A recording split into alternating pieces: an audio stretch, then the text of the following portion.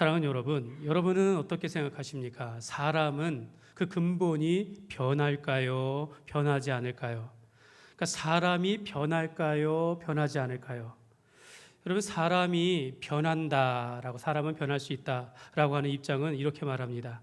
어떤 상황이나 또는 조건이 바뀌면 사람은 변한다라고 말합니다. 그러니까 이제 조건이라는 건 꾸준한 교육을 받거나 또 그런 환경 가운데 또는 좋은 스승을 만나거나 또는 힘들고 어려운 처지 가운데 어찌어찌 해가지고 상황이 극복되거나 은혜를 입었을 때 사람은 좋은 방향으로 변화된다라고 말합니다. 그러니까 사람이 변한다라는 것은요, 사람을 향한 긍정적인 시각을 가지고 있는 사람들의 말입니다. 반대로 사람은 안 변한다라고 하는 분들이 있어요. 사람은 본성적으로, 기질적으로 이게 유전적이기 때문에 바뀌지 않는다 이렇게 생각하는 사람들이 있습니다. 잠시 바뀌는 듯 하지만 원래 모습으로 다시 돌아간다라고 그렇게 사람들은 생각을 합니다. 사람에 대한 신뢰가 깨지거나 상처를 받은 경우 또 오래 함께 하다 보니까 이렇게 사람에 대해서 실망하며 사람은 안 변해 이렇게 생각한다라는 것이죠. 여러분, 심리학자들은 이 사람들의 성격에 관하여서 평생에 걸쳐서 조금씩 변한다라고 그들은 말합니다. 보통 이제 나이가 들어가면 성격이 변한다라고 합니다. 책임감과 또 이 온화함에 대해서 증가하게 되어지고, 반대로 외향적이고 개방성 같은 다른 사람을 사귀려고 하는 이런 적극적인 모습은 점점점 줄어든다라고 말합니다.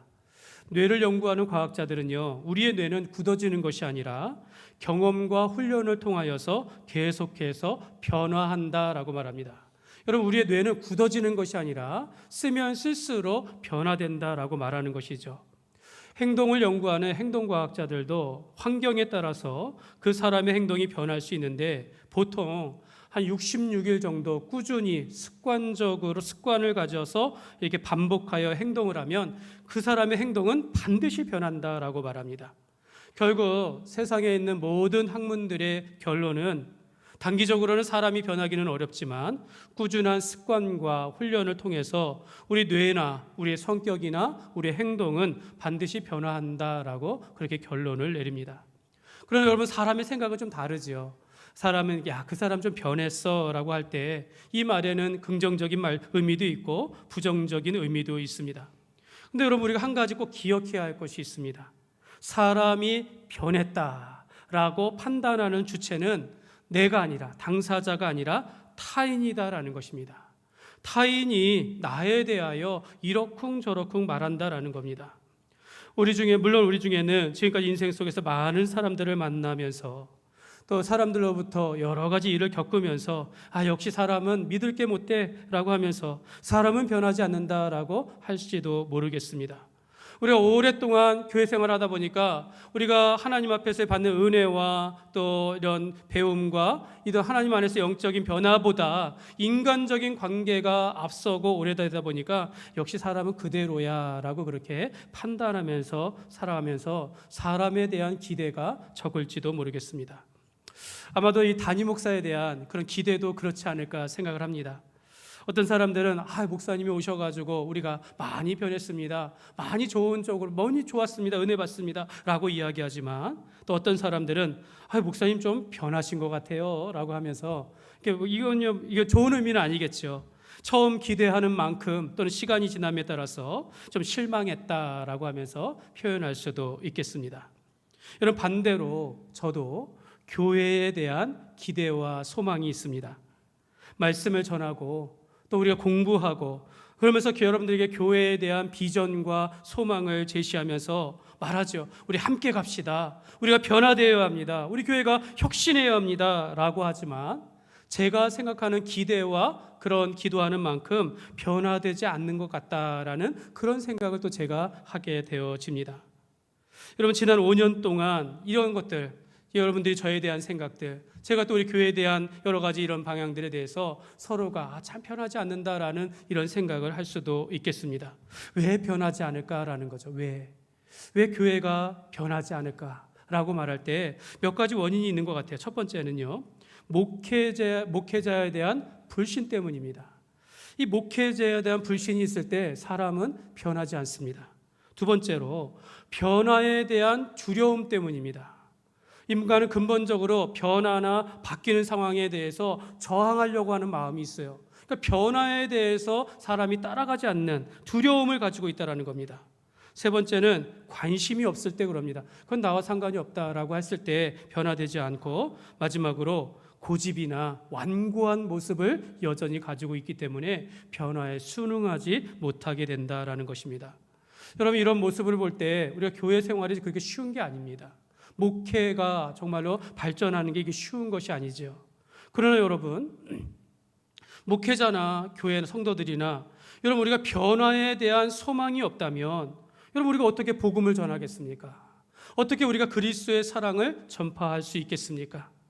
여러분, 우리가 죄와 허물로 인하여서 죽을 수밖에 없는 사람에 대해서 성경은 물과 성령으로 거듭나지 않고서는, 다시 태어나지 않고서는 천국에 들어갈 수 없다라고 말하는데, 여러분, 우리가 변화되지 못하면 천국에 들어갈 수 없는 것입니다. 성경은 사람이 반드시 내가 죄인임을 깨달아야 합니다. 죄에서 돌이켜 하나님께로 돌아오고 예수님께서 나의 구원자이심을 믿지 않고서는 영생을 얻지 못한다라고 성경은 말씀하고 있습니다. 우리가 예수님을 내 삶의 주인으로 모시고 살아가며 예수님의 그 인격과 그 성품을 자라가고, 또 우리가 주님께서 하신 일들을 우리가 배워가면서 우리가 자라가게, 이 변화도를 하나님께서는 요구하신다라는 것입니다. 우리가 하나님의 은혜로 하나님의 자녀가 되어지고 영생을 받았다라고 할지라도 하나님은 여전히 우리가 믿음 안에서 자라가기를 원하신다라는 거죠. 우리의 성품이 자라가기를 원하신다라는 것입니다. 그래서 여러분, 성경은 사람의 변화를 성장이라고 표현하는 것입니다. 완전히 하는 것이 아니라 조금씩 믿음 안에서 자라가는 것, 하나님의 일을 더 나아지도록 일할 수 있던 것, 우리의 속사람이 조금씩 예수님의 성품을 배워가면서 자라가는 것을 변화다라고 말합니다. 우리가 하나님의 자녀로서 성장하고 또 성숙해져 가는 것을 하나님은 변화라라고 말씀하고 있는 것입니다. 여러분, 사람의 눈으로, 인간적인 눈으로 봤을 때는요, 그 사람의 본성이나 기질이나 성격은 변하지 않는 것 같지만, 여러분, 우리가 믿음의 눈으로 그 사람을 다시 바라보면, 야, 그 사람이 말씀과 또 성령 안에서 노력하고 있구나, 성장하고 있구나, 은혜 안에서 자라가고 있구나라는 것이 눈에 보인다라는 것입니다. 그러니까 여러분, 우리가 하나님의 은혜를 받을 때 내가 변화하려는 의지가 생긴다라는 거죠. 악한 일에 동참하지 않으려고 하는 것이고 죄를 짓지 않으려고 노력하게 된다라는 겁니다. 우리가 이 땅을 살아가며 여러 가지 고난과 고통과 어려움 가운데, 시련 가운데 일지라도 내가 인내하려고 한다라는 거죠. 그 속에서 하나님의 뜻을 깨달으면서 조금씩 성장하게 되어지는데, 바로 이것이 변화입니다. 근데 여러분, 이 변화되지 않는 사람이 있다라는 거죠. 하나님의 은혜를 잊고도 변화되지 않는 사람이 있다라는 겁니다. 오늘 말씀에 그 사람이 있습니다.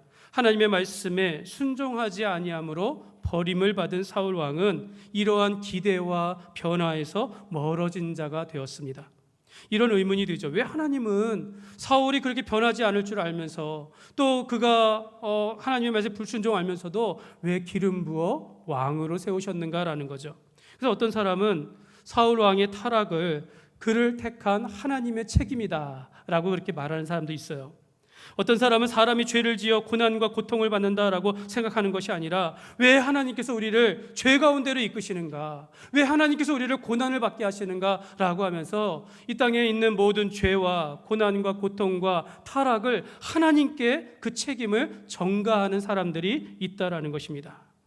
여러분, 그런데 여러분, 이러한 핑계나 또 비난이나 책임을 전가하는 모습은요, 사탄이 제일 좋아하는 모습일 뿐이다라는 것입니다. 사탄은 끊임없이 얘기해요. 너는 괜찮아. 너 잘못한 거 아니야. 물론 우리도 그렇게 위로합니다. 너 괜찮다.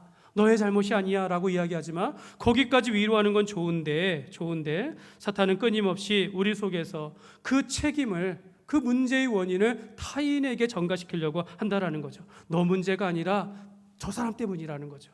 너의 부모 때문이고 너와 함께하는 그 사람 때문이다 라고 이야기하면서 결국에는 하나님을 원망하게 한다라는 것입니다. 여러분, 이와 같은 핑계나 죄책, 죄의 책임을 다른 사람에게 전가시키려는 것은요, 하나님의 은혜에서 멀어진 자들의 그런 특징이다라고 할 수 있겠습니다. 그래서 여러분, 사울은요, 자기를 기름 부어 왕으로 삼으신 하나님의 은혜를 저버린 이런 악한 자의 표상이 되어집니다. 여러분, 오늘 우리가 가난하거나 또 아프거나 연약한 것, 이건 그냥 죄가 아닙니다. 그러나 그것에 대해서 원망하고 남 탓하고 또 다른 사람을 불평하며 원망할 때 이게 문제가 된다라는 거죠. 반대로 여러분, 우리가 부유할 수 있습니다. 건강할 수 있습니다. 부족함이 없을 수 있습니다. 여러분, 이것이 내가 하나님께 은혜를 받아 복을 받았습니다 라고 고백할 수 있는데, 이런 사람들이 더 교만하기 쉽고 허영심이 가득할 수 있다라는 것입니다. 그러니까 여러분, 우리가 어떤 상황 속에서 어떻게 받아들이며 훈련되느냐가 중요한 것이지, 그 문제를 가지고 우리가 남을 탓하거나 그 문제로 인하여 우리가 교만해진다라는 것은 모든 것이 다 인간의 전적인 책임이다라는 것입니다. 불행하게도 사울은요, 이렇게 자기가 이 악한 모습으로 악한 꾀를 내고 계략을 쓰면 쓸수록 점점 파면의 길로 치닫게 되어집니다. 반대로 이 사울의 모함을 받는 다윗은요, 이 모함을 받으면 받을수록, 미움을 받으면 받을수록 하나님께서 그와 함께 하시사 지혜롭게 이겨내게 된다라는 것입니다. 사울이 죽은 자는 천천히요 다윗은 만만이로다. 사울이 죽인 자는 천천히요 다윗은 만만이로다 라고 사람 백성들이 자기보다 이 다윗을 칭송하는 소리를 듣자 그 말을 불쾌하게 여기면서 심히 노하여 다윗을 주목하며 이제는 좋은 마음으로 다윗을 곁에 두는 것이 아니라 악한 마음으로 다윗을 경계하며 감시하게 되었다라는 것입니다. 그러니까 상황과 환경이 자신에게 불리하게 작용한다고 해서 사울은 불쾌하게 여기는 거예요. 화를 내면서 오히려 다윗을 적대하게 되어지고 결국 음모를 꾸미면서 다윗을 죽이려고 하게 됐다라는 것입니다.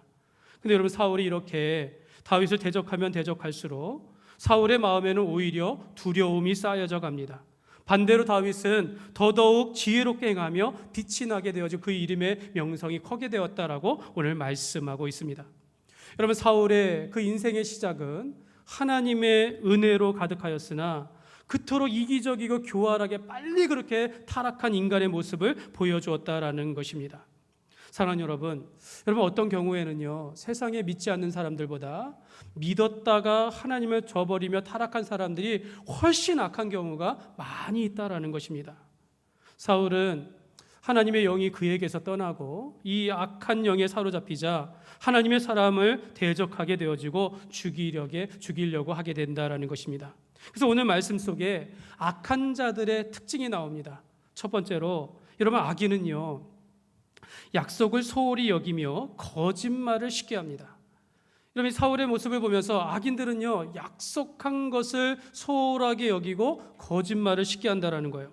사울은 다윗이 이제 골리앗을 죽이자 겉으로는 이제 그가 약속한 대로 내 딸을 아내로 주리라라고 하면서 그 첫째 딸의 이름이 메랍인데요, 그 메랍을 그의 아내로 준다라고 했으나 그러니까 아내를 주면 이 다윗이 이 왕에게 충성하며 더 열심히 할 것을 알기 때문에 이렇게 했다라는 거죠. 그러나 사울은 그 약속한 것을 지키지 아니하고 자기 딸 첫째 딸 메랍을 무홀라 사람 아드리엘에게 아내로 주었습니다. 딸을 준다라고 하면 다윗이 여호와의 이름을 위하여 이 나라를 위해서 일하겠지라고 했지만 거짓말을 했다라는 것입니다. 여러분, 악한 자들의 특징은요, 거짓말하는 걸 부끄러워하지 않습니다. 여러분, 골로새서 3장 9절 말씀에 보면 너희가 서로 거짓말하지 마라, 옛사람과 그 행위를 벗어버리라 라고 말합니다. 여러분, 거짓말하는 거, 이거 옛사람의 모습이라는 겁니다. 옛사람의 그런 행위였다라는 것입니다. 이제는 너희가 주님 안에서 새 사람이 되었으니 거짓말하지 말라라는 겁니다. 여러분, 이게 변화입니다. 변화라고 하니까 뭐 대단한 것이 아니지만 그러나 확실하게 바뀌는 것이에요. 여러분, 악한 사람들은요, 양심에 화인이 맞은 것처럼 자기의 그 거짓말하는 걸 부끄러워하지 않아요. 서슴지 않습니다. 자기 의를 위하여, 자기 욕심을 위해서 이웃들을 향하여 거짓 증언하거나 거짓 소문 내는 것을 서슴지 않게 한다라는 것입니다. 사랑하는 여러분, 우리가 거짓말하지 않는 이유, 우리가 거짓말하지 말아야 하는 이유가 우리가 하나님께로부터 난 하나님의 사람이기 때문입니다. 여러분, 하나님은 진실하신 분이에요.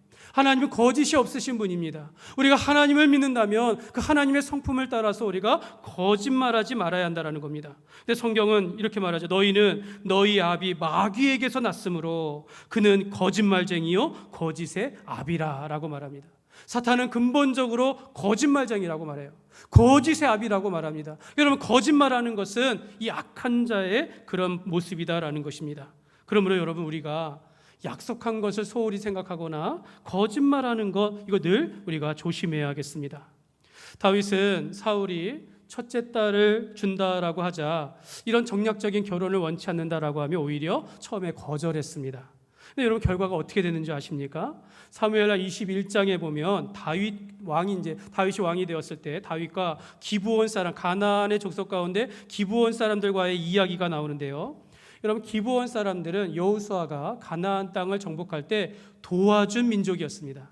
가나안 족속 중에 유일하게 이스라엘의 편에 들어서 도와준 족속이 기브온 족속이에요. 그래서 언약을 맺으며 너희의 생명을 지켜주리라 라고 했는데 사울 왕이 이걸 어긴 겁니다.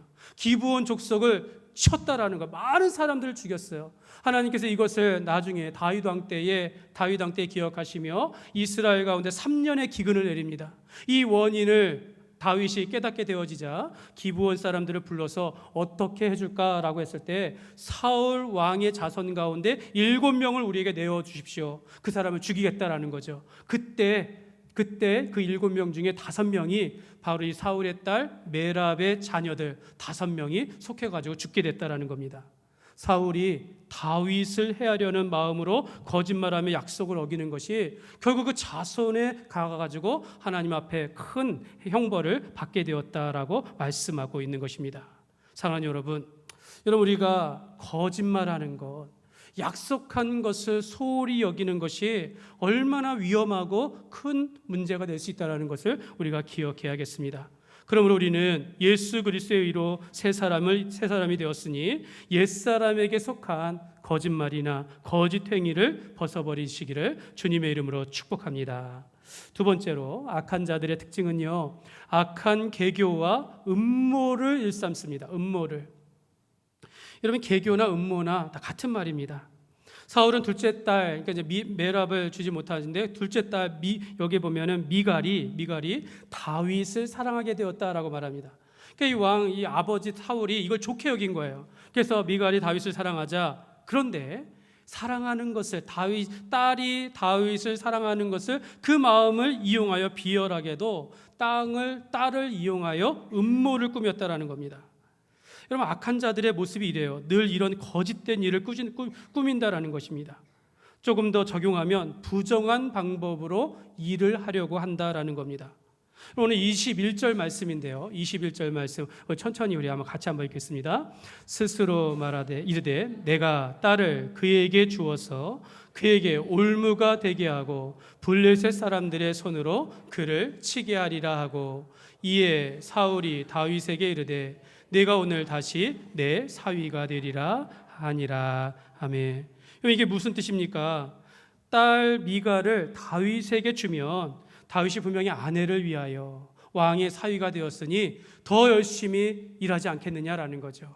그래서 블레셋 사람들과 전쟁을 할 때 그 전쟁 가운데 내몰아서 그를 전쟁 가운데 전장에서 죽게 하겠다라는 그런 뜻입니다. 자기 딸이 결혼하여 과부가 되든지 말든지 상관없이 자기가 미워하는 자를 반드시 죽여야겠다라는 것입니다. 여러분, 이것이 바로 악한 계교입니다.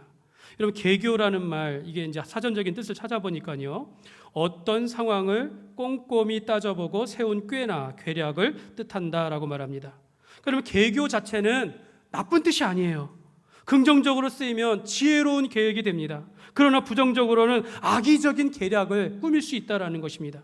악의적인 계략이라는 건 누군가를 해하려는 음모와 다르지 않다라는 겁니다. 그럼 진짜 못된 것 아닙니까? 보이지 않는 곳에서 비열한 방법으로 음모를 꾸미면서 그 사람을 해하려고 하는 것, 이게 악한 계교라는 것입니다.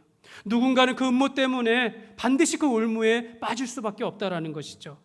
사울은 자신의 이 계교를 이루기 위하여 그래서 오늘 말씀에 보면 비밀이라는 표현에 비밀이 뒤로 신하들에게 다윗에게 가서 이렇게 말하라는 거예요. 왕이 너를 사랑한다.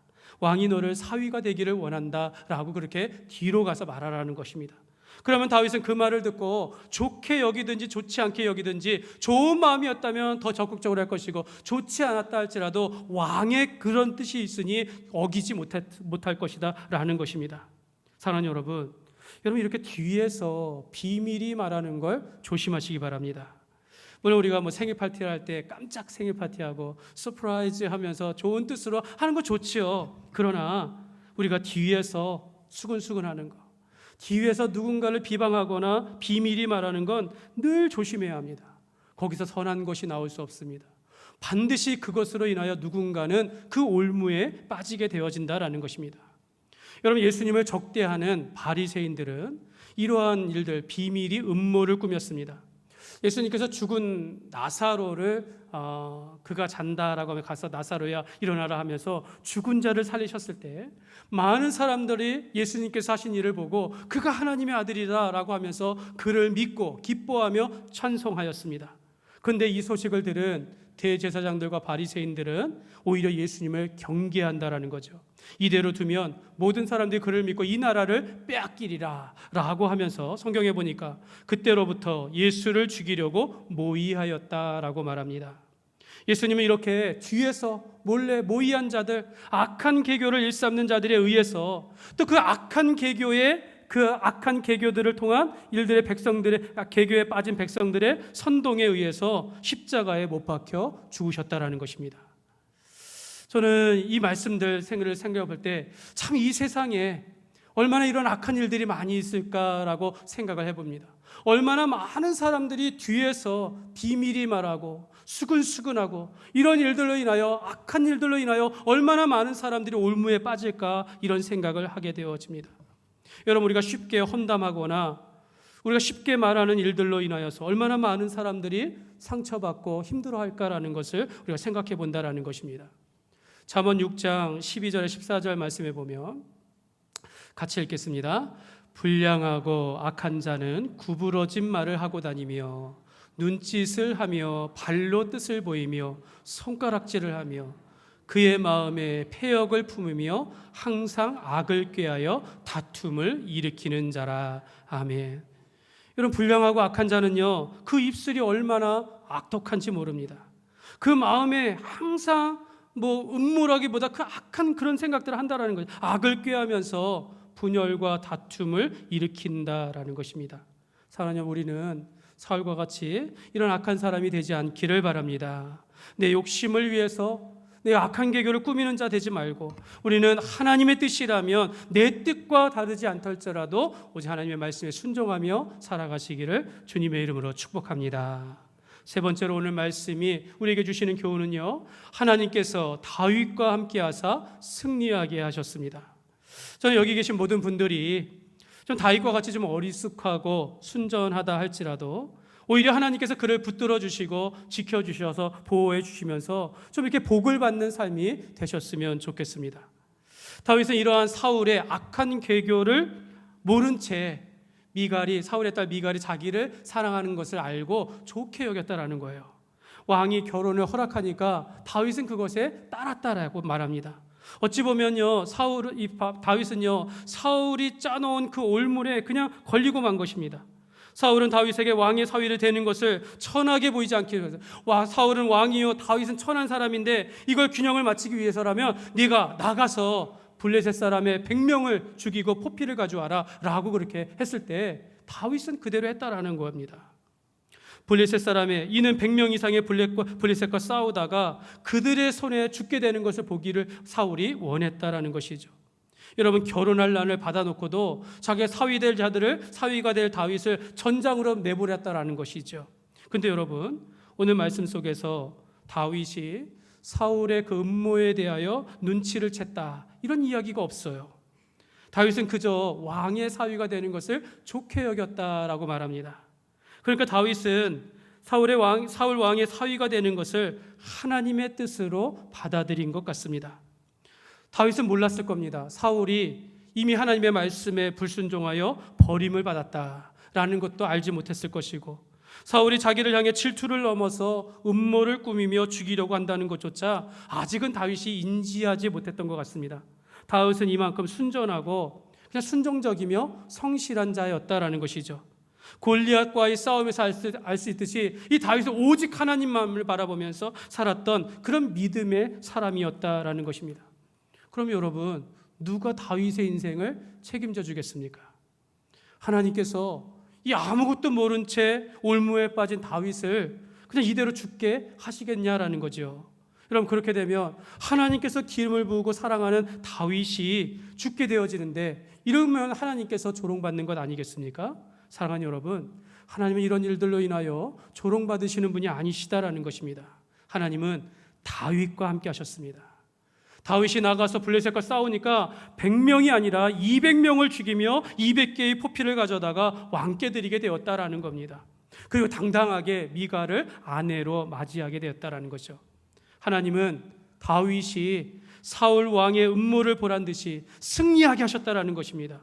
오히려 사울이 그래도 그렇게 업심여기며 보잘것없게 여기는 다윗을 오히려 사울이 두려워하게 하였다라는 것입니다. 이는 다윗을 두려워하는 것이 곧 다윗과 함께 하시는 하나님을 두려워하게 하신 것입니다. 말 그대로 하나님께서 그런 거죠. 네가 내 사람을 건드렸어라는 거죠. 내가 사랑한 자, 내가 택한 자들을 건드렸어. 내가 가만두지 않겠다라고 하며 하나님께서 그와 함께 하시며 그를 보호하여 주셨다라는 것입니다. 그럼 결론이 어떻게 되어집니까? 여러분 29절 말씀을 보시면요, 이렇게 말씀합니다. 같이 한번 읽겠습니다. 사울이 다윗을 더욱 두려워하여 평생에 다윗의 대적이 되니라. 아멘. 여기 보면 더욱 이런 표현이 있어요. 더욱 두려워했다. 여러분, 더욱 두려워했다라는 건요, 이전부터 이 사울이 다윗을 두려워했다라는 그런 뜻이에요. 더 두려워하게 되었다라는 겁니다. 더욱 이런 표현이 성경에 딱 2번 나옵니다. 다른 곳에 보면 시편에 나오는데요, 나는 항상 소망을 품고 주를 더욱 찬송하리로다. 하나님을 찬송할 때 내가 더욱 그 헌신의 마음과 찬양하는 마음을 나타내는데요, 근데 여기서 더욱 표현이 있어요. 사울이 다윗을 더욱 두려워했다라는 것, 여러분 이게 무슨 뜻일까요? 사울이 다윗을 두려워했다, 더욱 두려워했다. 단순히 내가 너한테 졌다, 포기한다, 이런 뜻이 아닙니다. 여러분, 학자들은 이렇게 말합니다. 매튜 헬리는요, 이렇게 말하였습니다. 하나님이 나를 버리고 다윗과 함께 하심을 깨달았기에 두려워한 것이다 라고 표현합니다. 또 다른 학자는 이렇게 말합니다. 하나님이 다윗과 함께 하심을 보면서 이 사울이 절망적인 위기의식을 느꼈고 자신은 하나님의 축복에서 멀어졌음을 깨달았기에 두려워하였다라고 말합니다. 사랑하는 여러분, 우리가 정말로 두려워할 것은 무엇이냐면요, 하나님의 손이 떠났을 때, 하나님에게서 우리가 멀어졌을 때 우리가 두려워하는 마음을 가져야 한다는 겁니다. 내가 하나님의 은혜에서 멀어졌을 때, 내가 하나님과의 관계 속에서 멀어졌을 때 내 마음속에 두려운 마음이 일어나야 한다는 겁니다. 예수님이 소아시아 7교회 중 에베소 교회를 향하여 내 촛대를 옮기리라, 이런 표현이 있어요. 경고하셨습니다. 하나님께서 만약 우리 교회를 촛대를 옮기시겠다라고 하면 하나님의 은혜가 우리 교회에서 떠나가는 것입니다. 이걸 우리가 두려워해야 한다는 것입니다. 종교개혁자 칼빈은 말하기를 사울의 마음에 다윗을 향한 두려움이 일어났다는 것은 이미 하나님께 정죄를 받았다라는 뜻이다라고 말했습니다. 사울이 다윗을 보고 더욱 두려움을 느꼈다라는 것은 하나님이 다윗과 함께 하시는 것을 보아하는 것이고, 하나님은 나를 버리시며 나를 버리셨다라는 것에 대한 그 정죄, 하나님의 심판이 나에게 임하였다라는 것을 알게 되었기 때문에 두려워하게 되었다라는 것입니다. 그럼 여러분 어떻게 해야 합니까? 내 마음에 이런 두려움이 일어날 때 회개해야 되지 않겠습니까? 그러나 그 두려움으로 인하여 이 사울은 회개로 나아가지 아니하고 끝까지 다윗을 적대하게 되었다라는 것입니다. 사랑하는 여러분, 악인들도요, 의인을 만날 때 두려워하게 되는 것입니다. 사탄도 주님 앞에 섰을 때 자신이 얼마나 악한 존재인지를 깨닫기 때문에 주님 앞에서 두려워하게 되어지는 것입니다. 사울이 받은 두려움은요, 시기와 불신앙에서 비롯된 것이고 이미 하나님께 정죄를 받은 그 결과가 바로 두려움이다라는 것입니다. 여러분, 우리가 이렇게 사울과 같이 이런 악의를 가지고 살면 안 되겠습니다. 다윗과 같이 조금 부족하더라도 우리가 순전하게 살아가며 어린아이와 같이 가식이 없이 주님 말씀대로 사랑하며 순종하며 주님께 충성하는 삶이 되시기를 주님의 이름으로 축복합니다. 하나님께서 다윗과 함께 하시니 하나님이 그를 지혜롭게 하시고 그의 이름이 심히 존경을 받았다라고 말씀하고 있습니다. 말씀을 맺겠습니다. 서두에 사람은 변하는가 변하지 않는가 이런 논의를 했습니다. 여러분, 과학적으로 이미 사람은 변할 수 있다라고 말합니다. 성격도 행동도 우리가 환경과 시간에 따라서 변화된다라고 말합니다. 사랑하는 여러분, 우리는 영적으로 어떻습니까? 이미 우리가 예수 그리스도의 복음 안에서 완전한 변화를 받아 새로운 사람이 된 줄 믿습니다. 이제는 우리가 성령과 말씀으로 인하여서 우리가 자라가는 것입니다. 말씀으로 인하여 우리의 생각이나 우리의 욕망이나 우리의 행동이 조금씩 변화되어 주님을 닮아 자라가는 것입니다. 성도의 변화는요, 주님 안에서 성장하는 것, 자라가는 것입니다. 그러므로 여러분, 오늘날 우리가 이 땅을 살아가면서 타인이 나에 대해서 이러쿵저러쿵 말하는 것, 여러분 이런 거에 흔들리지 마시기 바랍니다. 사울과 같이 뒤에서 비밀이 말하고 거짓말하며 악의적인 계교를 꾸미는 이런 사람들이 되는 것이 아니라 다윗과 같이 순전하게 주의 뜻을 받들어 살아가는 삶이 되시기를 바랍니다. 여러분, 이 세상 아무리 혼탁하고 교묘하고 음모가 가득한 그런 무서운 세상이라 할지라도 그래도 우리는 주님 안에서 순전하게 살아가야 될 줄 믿습니다. 성경을 보면요, 하나님은요 연약한 자를 들어 사용하십니다.